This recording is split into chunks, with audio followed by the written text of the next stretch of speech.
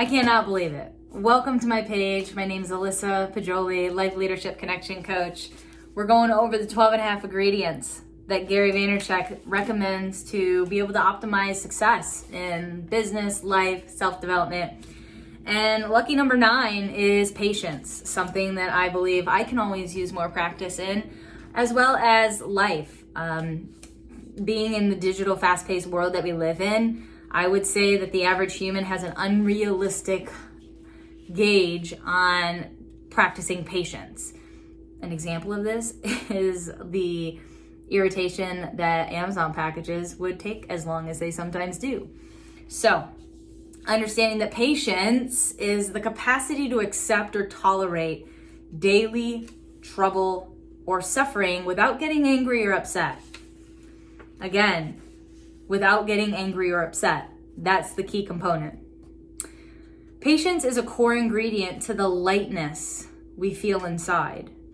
When you have a good relationship with time, the pressure is lifted and you can do so much more. So one of the number one excuses I usually hear from prospects or clients is like, I don't have enough time. I don't have enough time in the day. And like, no, I don't know if it was last week or the week before, I spoke on time. Like, time is not guaranteed.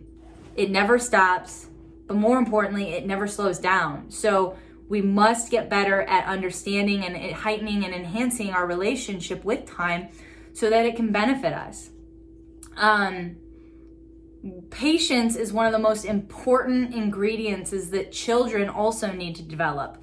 It's one of the number one reasons why kids quit, why they give up. Unless you grow up on a farm or you're part of a team sport, it is really hard to develop that skill as a child on practicing patience and building resilience if you're not having to interact with people or work and practice on something to like get good at it. So again, if you have children and you're watching this, we have an only child here, and it is one of the lacking core skills he has as well. So all the parents watching, make sure you are emphasizing the importance of patience, because it is a core ingredient that will result in success. One of the things he also says is insecurity festers without the fertilizer of patience. Insecurities festers without the fertilizer of patience. Like, holy truth bomb. When you are desperate to prove something to other people in a short term, you don't give yourself the chance to enjoy the process. When you don't enjoy the process, you become vulnerable to burnout. And this is because you have a dysfunctional or an unreasonable expectation of how quick or how long something should take. Patience. Not getting upset or angry in the process. Those who are patient aren't any less ambitious or tenacious. In fact, patience can give you permission to dream bigger. I remember that because as I practice patience, it's easy to then sometimes be judged as like, oh, well, you just don't care, or it's not as important to you. And that is 100% false. I love this statement that people who are patient aren't less ambitious or tenacious. In fact, patience allows us to be able to permission and skill set to dream bigger. And I don't know if you've ever read the book Quiet. It talks about introverts and extroverts too, and how introverts are more likely to always choose a delayed gratification versus extroverts. They would rather have a less quality thing sooner than if an introvert is assigned a project and then like say, hey, your sign out bonus will be like your bonus or the thing will be given 6 months down the road. Their introverts are usually likely to say, yeah, I'll do the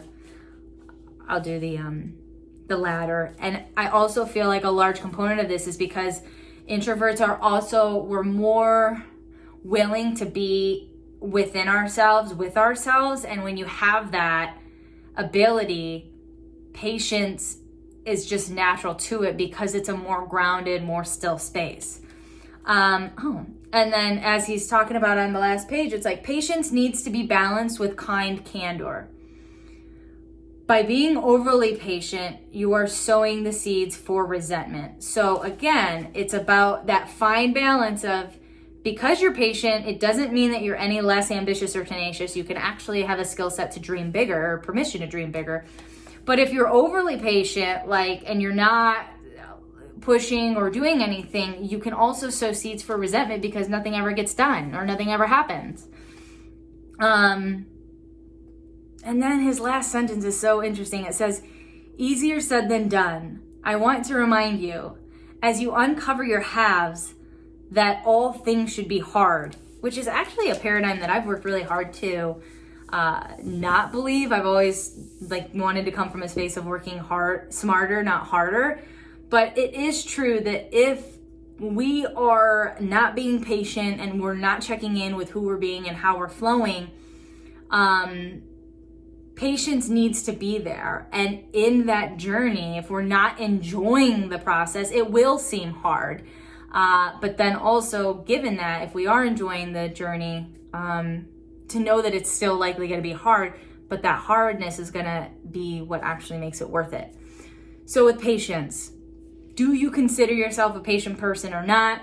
What are ways that you can start applying patience? Is it being more open and communicating with your team at work? Is it about addressing your frustrations and or asking your partner or spouse to do something specific?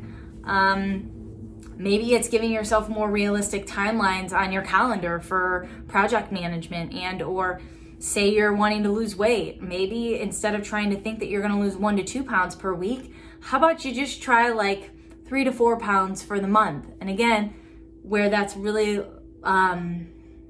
that's a very easy thing to maybe for a person overweight to achieve. Again, it's about enjoying the process and the journey while being patient with yourself, not getting angry with the results of what it is you're trying to achieve. So share in the comments below, direct message me, find me on social. I'd love to know how you're going to be applying patience for the next week before we hop into the next week. But again, thanks for watching. If this resonates with you, give it a like. If you know someone that needs to hear this, please share it. But otherwise, I'm just really grateful that you're here, and I will see you next week.